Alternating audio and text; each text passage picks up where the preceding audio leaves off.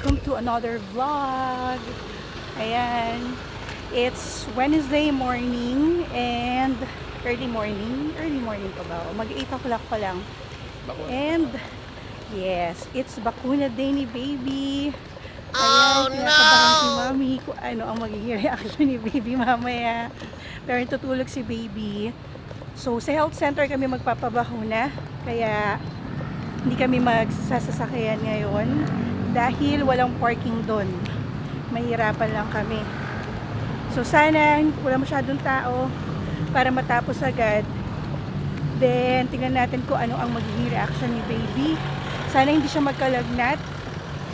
Pero natanong naman namin kung ano yung mga kailangan gawin if ever nalagnatin si baby. Tsaka kung ano yung mga kailangan ipahid sa kanyang bakuna para hindi mamaga. So yun muna ang update namin. We'll try to video later kung pwede. No, Daddy? Bye-bye! Waiting time. Si baby tutulog. Dami palang tao, kaya pala 7:30 pa lang. Bukas na sila, pero 8 o'clock yung doctor. So, ayan, daming tao. Si baby na antok pa, oh. Ang bait, hindi pa umiyak-iyak. Malapit na kami sa pila. Ayun na. Siya na. Yung nanay yung kinakabahan eh. Baby, love you. Love you, baby. Kaya mo yan.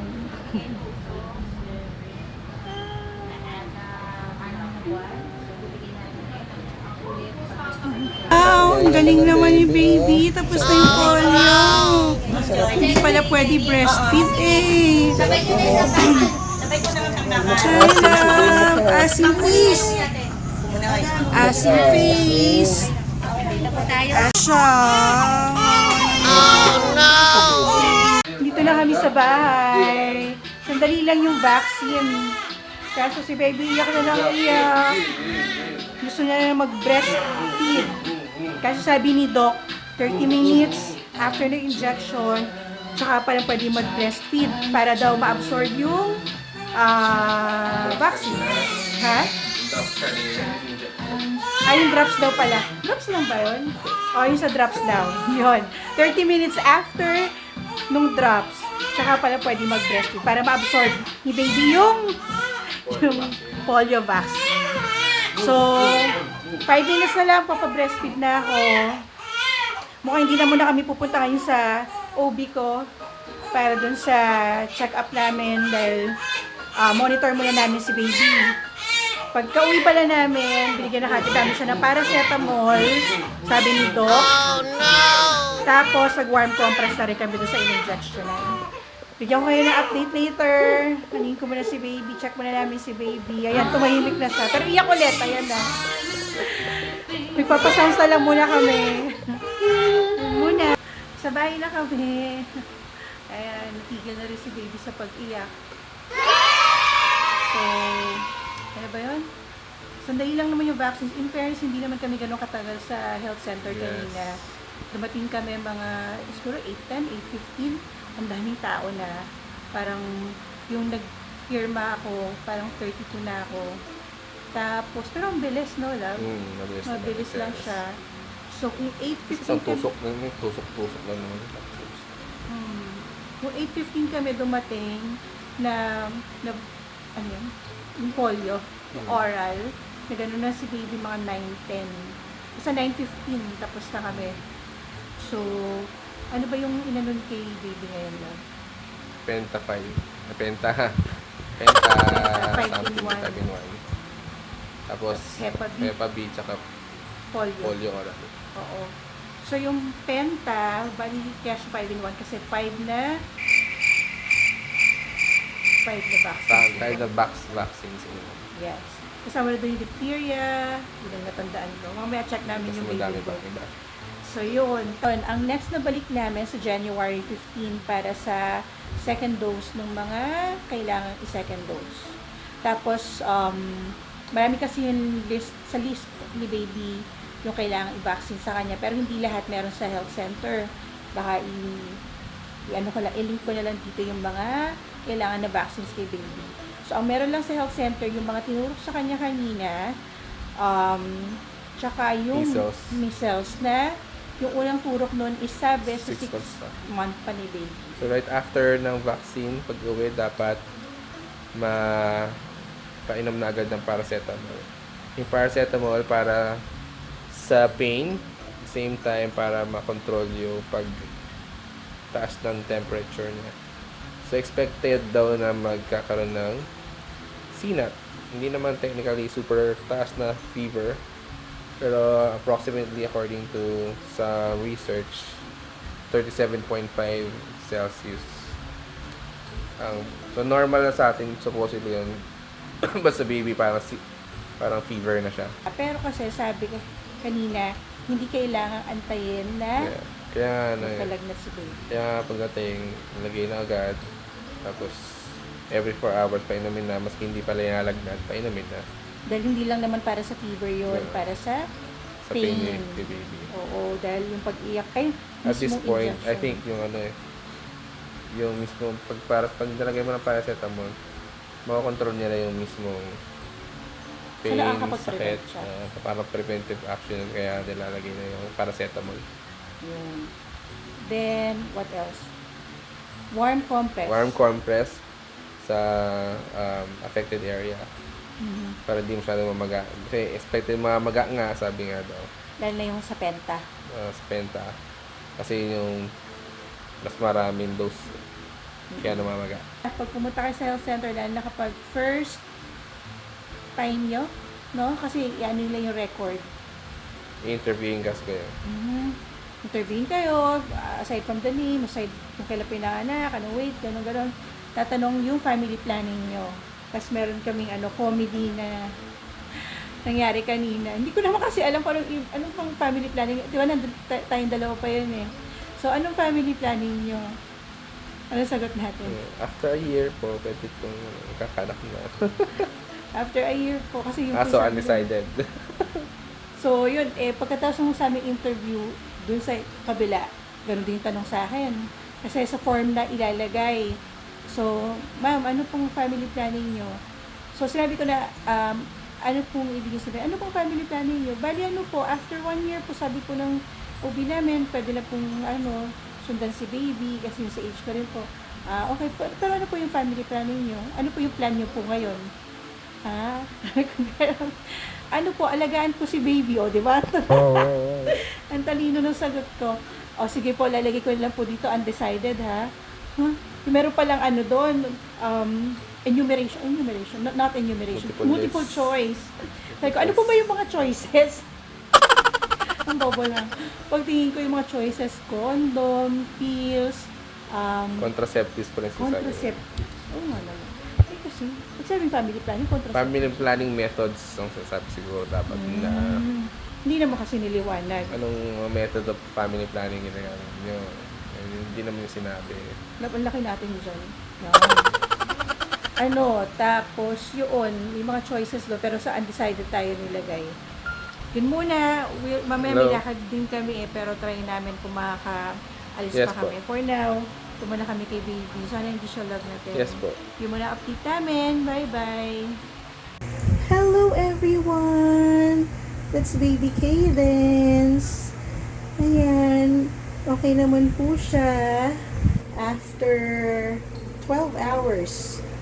After 12 hours nung injection niya. So, pagdating namin kaninang 9:30, pinainom kagad namin siya ng paracetamol. So, every 4 hours yon. So, initial temperature niya kanina was at 36 degrees.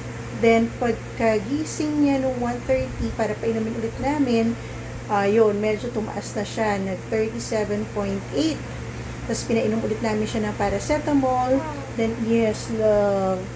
Tapos, yung next nun was at 5:30. Ang temperature niya nun, bumaba na siya sa 37. Then, yung last na check namin was at 9:30. Yung uminom siya ng paracetamol. Ang kanyang temperature, parang 36.8. Yeah. So, okay naman yung temperature ni baby. Wala na siyang sinat ngayon. Pero, syempre, i-monitor pa natin. Yes, love. Tama ba? So, yun muna ang update namin ngayon. Ang birthday baby talaga, very brave siya.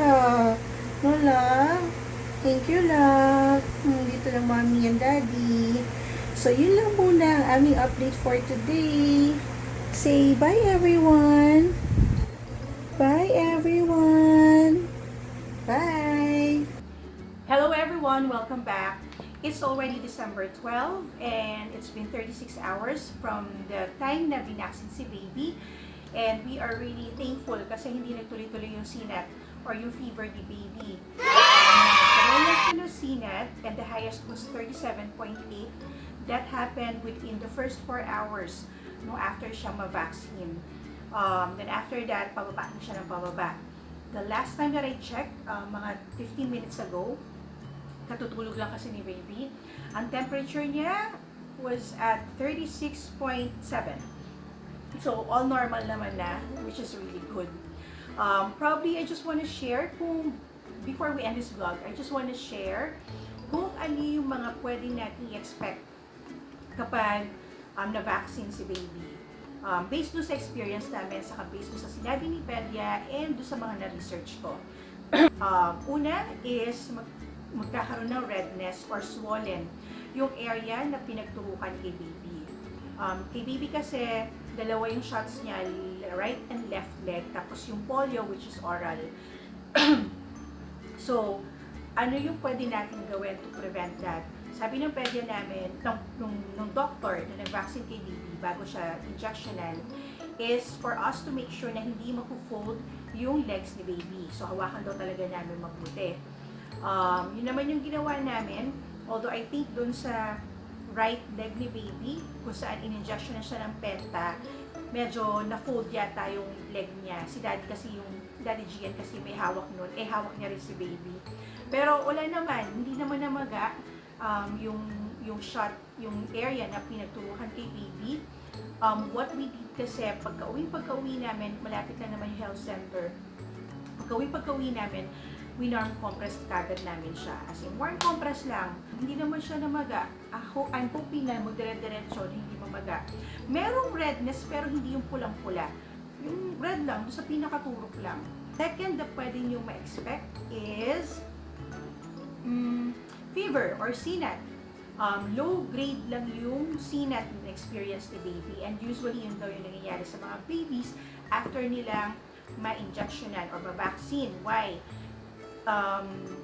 Huwag tayo mag-worry kapag nagkaroon sila ng slight fever or yung sinat.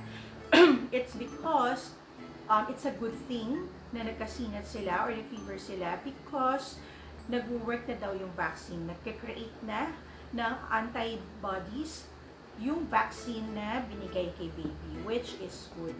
Then, third that we can expect is fussiness. Siyempre, nag-iinit si baby, yung temperature niya, tapos probably nag-work na yung antibodies, so medyo fussy si baby. So, na-experience ko rin yung kahapon, kaya ang ginagawa ko, lagi akong nakayapos kay baby. Actually, lagi ko siyang karga, kaya nakaside-lying kami, yakap ko siya. Kasi skin to skin kami kapag nag-breastfeed, kasi yun yung gusto niya sinesecure siya para hindi siya maging fussy palalo. Pero ngayon, okay na ulit si baby, hindi siya fussy. Lagi na siya naghahanap ng dede. Which leads me to the next na pwede natin expect, which is loss of appetite. Na-experience din namin ni baby yun kahapon. If yung usual niyang pag-breastfeed sa akin will take average of 15 minutes, kahapon mga 2 minutes lang, 3 minutes, matagal na yon. Talaga umaalis kagad siya. Wala siyang ganang uminom ng gatas. Kaya ang ginagawa ko, kapag ganun, pahinga lang ng konti, tapos, kasi si baby fussy nga, iiyak ng konti, binibigyan ko kagad ng breast milk para at least hindi siya magutom. Which works naman kasi okay pa rin yung kanyang output kahapon, yung pupo niya and yung wiwi niya. There. Last would be trouble sleeping. So, because of the fussiness, tapos hindi ko alam kung gutom or busog, kaya siguro nahihirapan matulog si baby. Hindi naman yung super hirap kasi kahapon si Cadence natutulog naman siya, pero hindi mahaba. Yung nap time niya, kung ang nap time niya dati is mga 15 minutes, 30 minutes, kahapon siguro every 5 minutes gising siya. So, yun. Pero, everything is okay now. Yung 5 na things na yun, kung natin expect or experience din namin yung baby kahapon, okay na uli siya ngayon, back to normal. Nagbe-breastfeed na kami ng matagal uli, kaya medyo masakit na ulit yung nipples ko. Pero, okay yun. Mas okay yun kesa naman si baby yung magutom, di ba? And we are thankful kasi tapos na yung second batch ng injection or vaccines ni baby. Ang second dose ng mga binaksin sa kanya kahapon will happen on January 15. But I think on December 21, baka magkaroon ulit siya ng vaccine with our pedia. Kasi kahapon sa health center kami. Dahil in-avail namin yung mga vaccines na meron sila na kailangan ni baby. Siguro I can just put on the list kung ano yung mga vaccines na kailangan ni baby. And marami doon wala sa health center dito. Kawawa naman kami.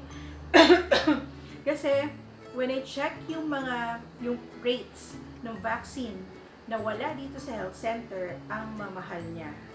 Oh no! Insert ko rin. Super mahal, 'di ba? And hindi naman kasi pwedeng hindi mo ibigay kay baby yun.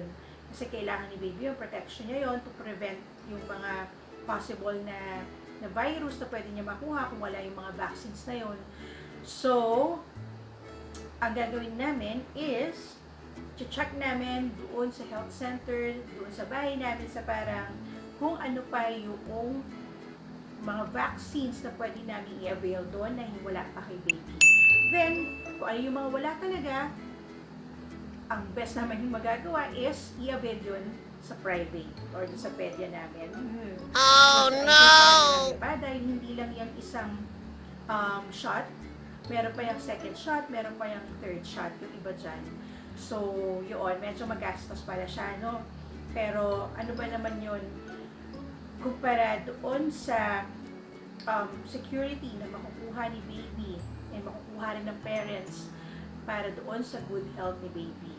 So, at least, sabi mo, nagawa mo naman kahit pa paano yun, pwede mong gawin para ma-prevent natin yung mga possible na sakit. So, there! Yun lang muna ang aming sharing for this vlog, and hopefully may nakuha kayo kahit pa paano. And if you like this video, please don't forget to click the like icon below, and please don't forget to click the subscribe and the bell button so that you'll get notified for the upcoming vlogs. Thank you for watching!